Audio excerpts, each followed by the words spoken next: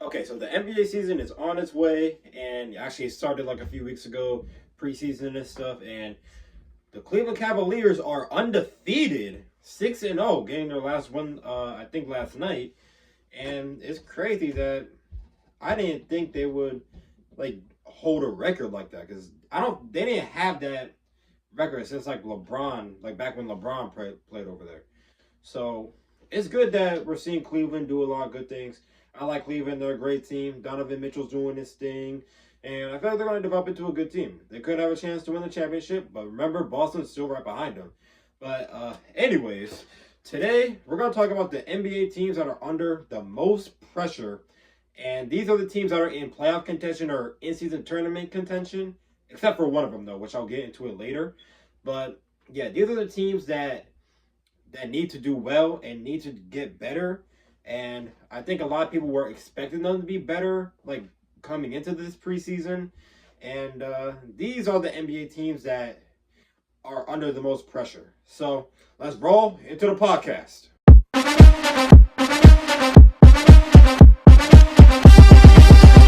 Ladies and gentlemen, introducing.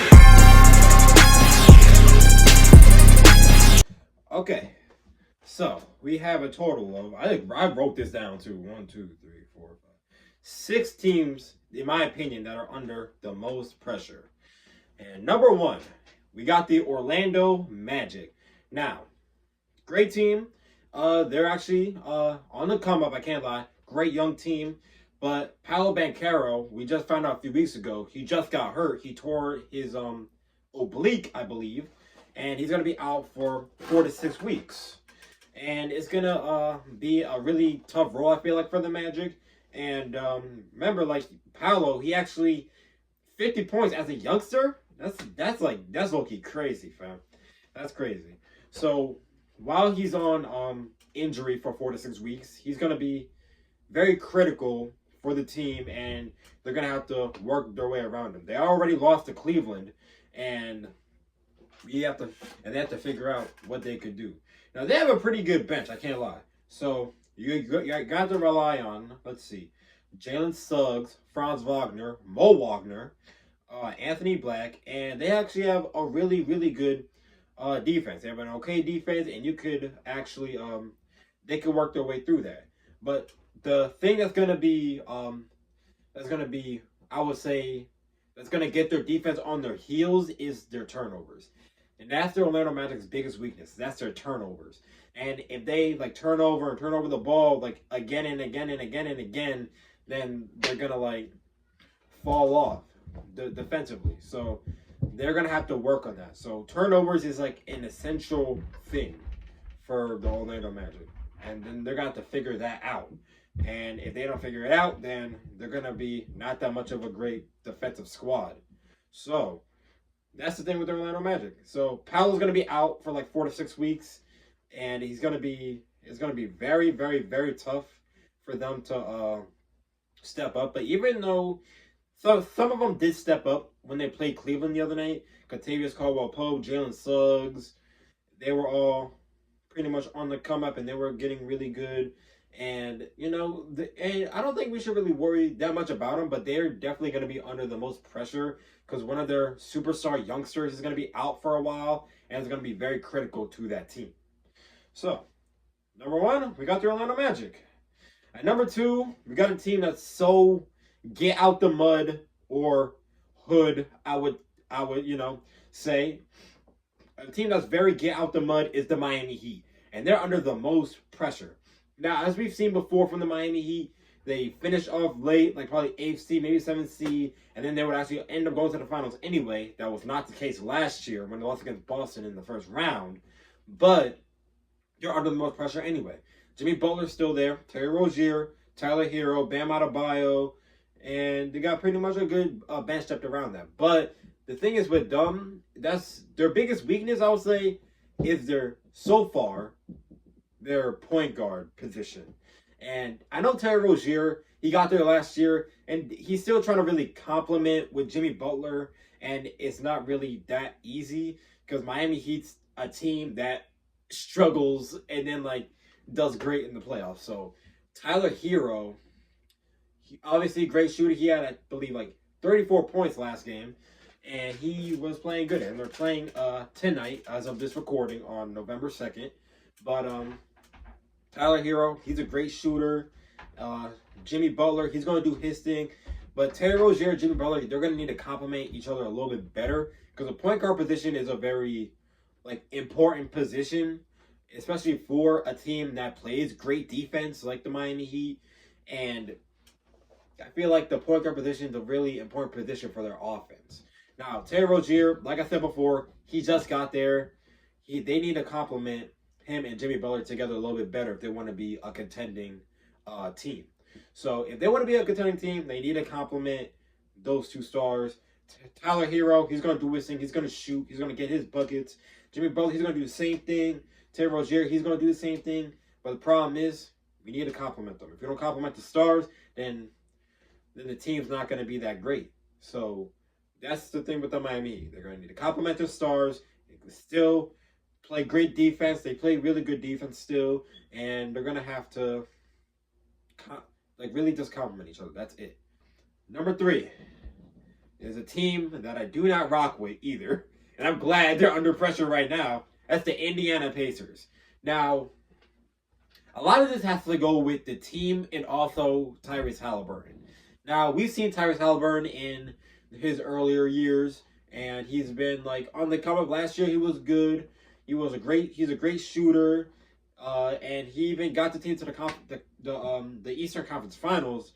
But that was if they weren't all injured. But hey, he still brought them to the conference finals anyway. But the thing is with him this season so far, it's not looking too good at all. He shot, I believe, .250 from the field against the Pelicans last game. And he was not shooting that great at all. So, and if you look back to the game against Orlando, he shot over the backboard. That was a very wild sequence from Indiana. And I've never seen a sequence like that ever in my life. And it's crazy that a man last year was shooting all great is not shooting the same right now. And Tyrese Halliburton, I don't really know what's going on with him. His shooting style is the cheesiest style I've ever seen in my life. But it's sometimes money, sometimes it's not. And in the case of last game, and also the game against the New York Knicks when he scored 0 points, what was he, 0 for 8 from field goal percentage and 0 for 7 from 3-point percentage in 25 minutes? That is crazy. Now he's not developing into a great shooter as of right now. He still does amazing things for Indiana, though. He still does great things, and they could potentially still be a contender, but maybe not a higher seed of a contender like they were. Because last year they were in the 6th spot. Even though they made the conference finals, they faced the teams that were injured.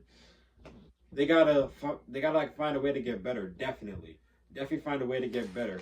And for the team, it's really not that easy. And also, let's talk about their rebounding too. The rebound is also an essential part. I don't know if it was from last game, but last game their defense was not really. Not their defense. Their rebounding was not that great. Excuse me. Rebounding was not that great. The Pelicans over rebounded them. They couldn't clear the boards. So definitely a really big weakness for this team. Now, even though they're a great team that can shoot the lights out against you, they got to get their defense on point, and they got to get pretty much their style back from last year. Even though last year they were still mid during the season, and they, gave everybody a whole party in the playoffs last year, it's still going to be really tough for Indiana, because if you're going to face a team that's healthy, then you might as well just get swept, because literally that's what happened last year. Even though they were still a great shooting team, injuries were essential to the first 2 teams they faced in the playoffs. And then once they faced a full, healthy Boston Celtics, that's when it just collided. And then they got swept. But if they want to be a contending team, they have to get their star player, Tyrese Halliburton. He has to be a lot better than what he was last year. He has to be a way better shooter, and he needs to have an essential part. We all know well Tyrese Haliburton cannot play defense, and he has to get that together too. So he has to get his defensive style back on board. So I don't even know why I'm saying back on board. He didn't have a defensive style at all. So I don't know what the heck I'm talking about. But he has to get better at defense, and he needs to become a better shooter. Now, we all know he was a great shooter for his time, but as of today, it's not looking like that at all. And if the Pacers want to be a contender, then they're going to have to probably get back to where they were last year, but even better. And get their rebounding together and get their defense together. That's going to make them a contending team. Anyways, let's get on with our next team.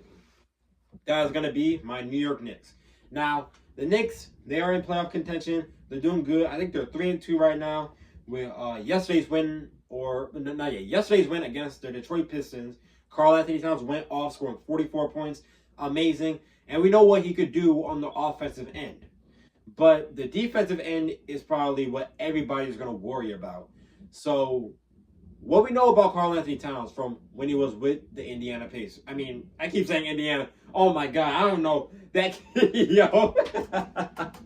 No, but with Karl-Anthony Towns with Minnesota, we all know last year he's not that great of a defensive big, really. He's a great shooting big. He can get to his spot, but he's not a great defensive big at all. So with Cat being in New York, which is a very strict NBA team on their defensive area, he's going to have to become a better defensive player if he wants to collaborate with the team. And if he wants to be essential to the team, you can't only just show what you can do on the offensive end. You got to show what you can do on the defensive end. Because we know he's not that great of a defensive player like that at all. So I feel like with that, you scoring 44 a night and grabbing your rebounds, excellent. But we're going to need to know, what can you do on the defensive end that will be essential to the Knicks? Now, we all know the saying, you can't win the game unless on the defense. The defensive interior is one of the most important ones. Can you get the ball back? Karl-Anthony Towns, he's not that great at it. He's really, even last year in the playoffs, he was, he was a little soft and he was fouling guys intentionally because he couldn't guard them. And it was just a very big problem for Minnesota. Then they lost, and then it was a very, sad time for you Timberwolves fans. So I feel like what they could do is definitely keep Karl-Anthony Towns around the coaches and around the defensive guys so that he could play great defense. Because New York needs him to play great defense. We know he could do whatever he wants on the offensive end. But what can he do on the defensive end? He needs to know that. And will the defensive coaches, will they turn him into a much more elite defensive player? I would really want to see that. He needs to become a better defensive player. And, even though he could score 44 a night, he could do all that. But what can you do on the defensive end that will be essential? Because we're going to need the defense. The Knicks need the defense. That's kind of what their problem was, years before. They didn't have much of a great defensive squad, and that led to them having, really bad records. So the Knicks are going to need a better defense. And that's definitely the thing with it. Even though they have a pretty good defense already, they're going to need to improve it the more the season goes along. So with the New York Knicks, defense is going to be the strategy. Definitely. So Karl-Anthony Towns, the pressure is going to be on him. Not only just him, but also the team too. But most of the pressure is going to be on him because you're in New York. The media is crazy. And you got you're all around defensive guys. Not only guys who do stuff on the offensive end, but also guys who do stuff on the defensive end. So, can he be essential to the defense? That's why the New York Knicks end the story. Their defense needs work. And Karl-Anthony Towns, he needs to become a better defensive player. Next up, the New Orleans Pelicans. Now, one man in particular, Zion Williamson, has kind of like a big problem with him being injured, and we don't know what the risk is for New Orleans. Now, Zion, when he's healthy, he's a great rim, like, I would say rim protector. I'm going to say rim protector. He's a great rim protector. And when he's healthy, guys are going to have a hard time going to the rim with him right there. But when he's unhealthy and he's unable to play, who's going to be the rim protector? Guys are going to need to step up on that team, because in case Zion goes out, which like 70 or 80% of the time he will go out, will they step up and become a rim protector to fit in Zion's spot? Because we all know Zion can do what he does. He does what he does. He's still, like, people forget often when he's not, when he is healthy, he's a great player, and he could, like, he's essential to that New Orleans Pelicans team. And when he's not healthy, people just, you know, just they rub it all on him, like saying like, hey, he's not healthy, so da da da da da. Yeah, so like, if he was healthy, let's say that, he's gonna be their rim protector. He was kind of like the reason why they got more rebounds than Indiana that other game. And who's gonna show that if he's injured? Because you know, Zion has the injured problems. He kind of like, he's in here and there. He wasn't really injured at all like that last year. They just lost to a really good OKC Thunder team.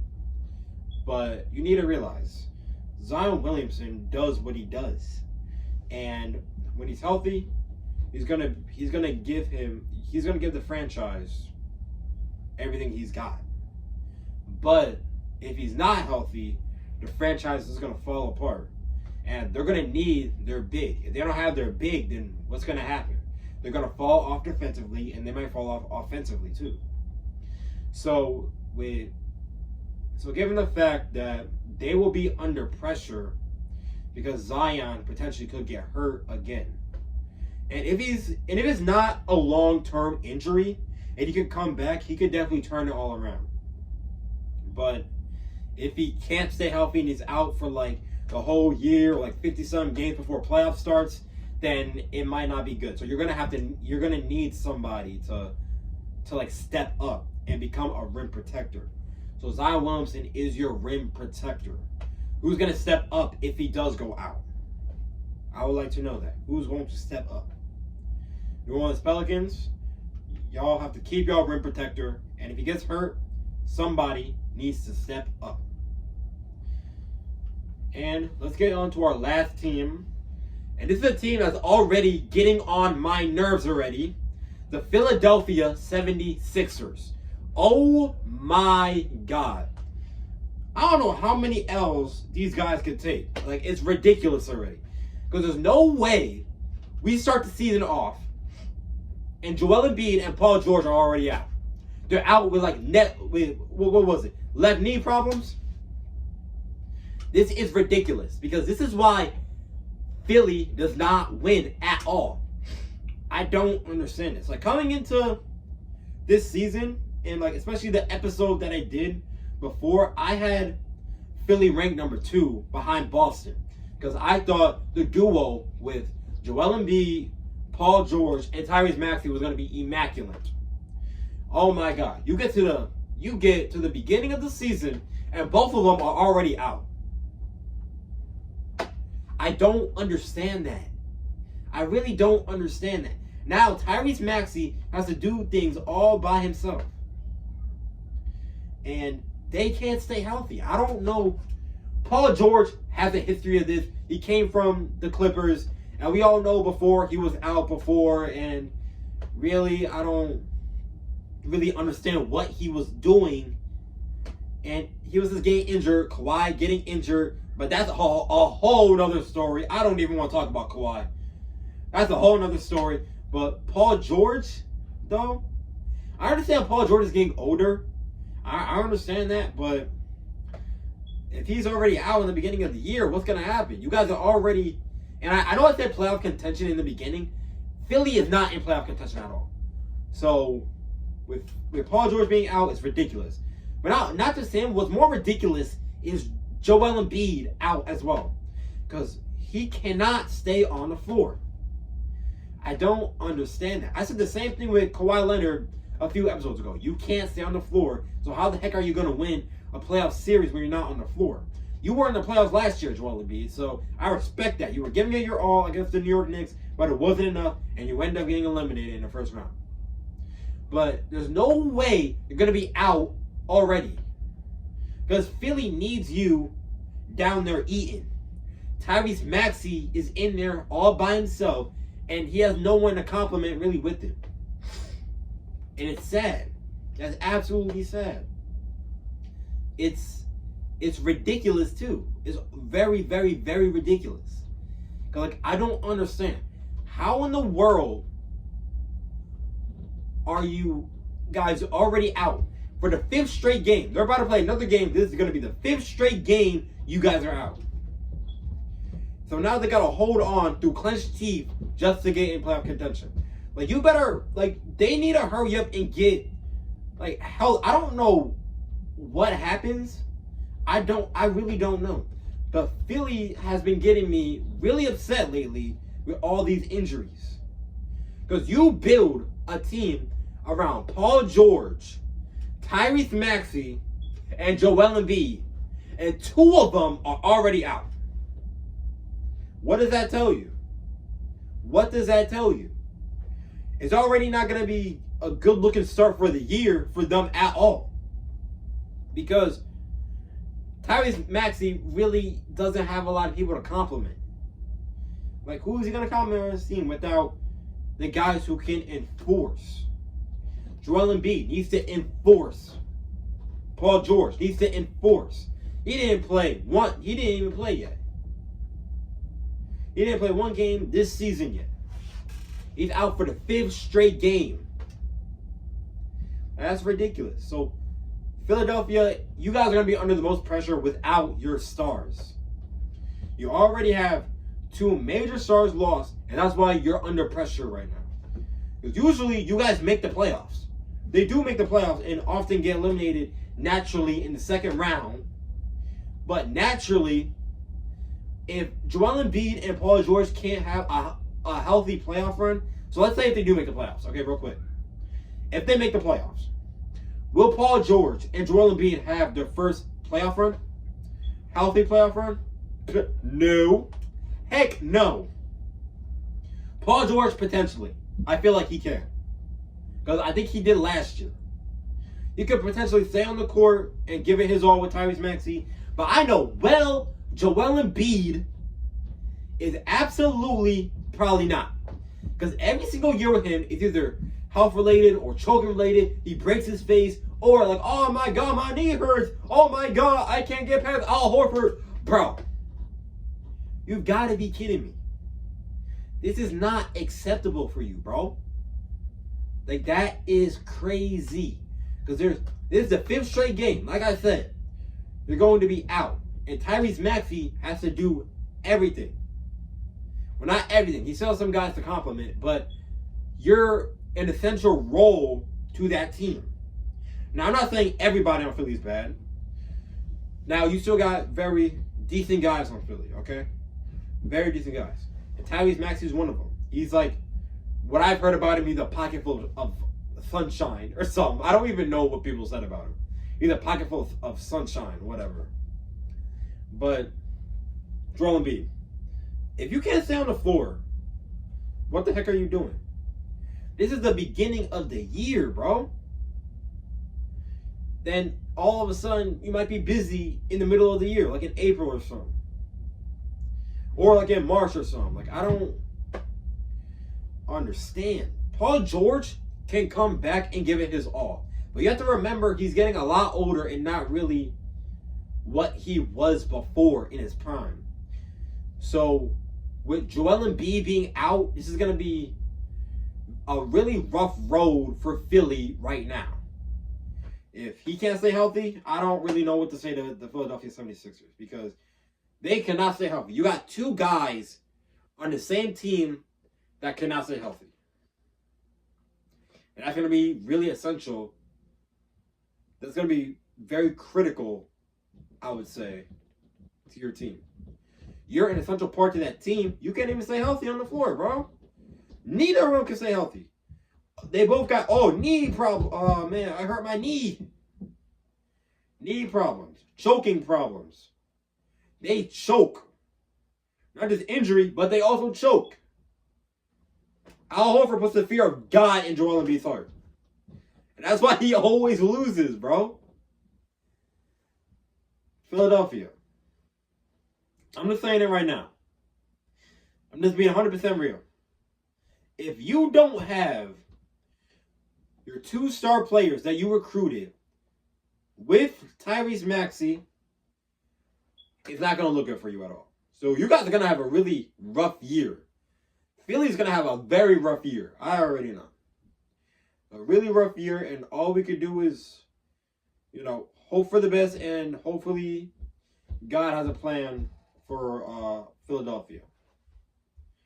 But they could definitely get back to that spot, but if they could stay healthy, they can get in playoff contention. Like I said earlier, they're not in playoff contention right now. I think they're like the 12th spot, which is not good for Philly right now. They're going to need to step it up once they get the stars back. And I don't want to hear no mumbo jumbo saying, oh my God, I can't go back. I'm not feeling well. I don't want to hear that, fam. I do not want to hear that. All I got to say is, Joel Embiid and Paul George, you guys have got to stay healthy. Because if you're not healthy, you might not have a very healthy playoff run. Philadelphia, compliment your stars because they're going to be out for a while. Anyways, that's all of my teams that I have that are under pressure. I spoke from the heart for Philly because they cannot stay healthy. I'm sorry, y'all. I am so sorry, y'all. But yeah, those are the NBA teams that are under the most pressure. I feel like my New York Knicks will definitely be fine, though. But if Karl-Anthony Towns could become a good defensive player, we're good. If you can score 44 points, you could become a better defensive player, bro. That's all I got to say. So, I hope you guys enjoyed episode 3 of this podcast. I'm trying to do an episode at least every week for y'all, or every 2 weeks. I'm trying to. It's really tough right now with, given the fact that school started and I'm in my last year of high school. And we're going to try to do the best we can to get a video at least every week or two. Definitely. I can't wait to see more in the NBA season, and we'll see who's on the come up. Cleveland is definitely doing good, though. And Boston is right behind them. It's going to be crazy. But we're going to have a good year, though. It's going to be a great year, and I feel like definitely it's going to be a great year for all of us. And that's all I got to say. I'll see y'all next time.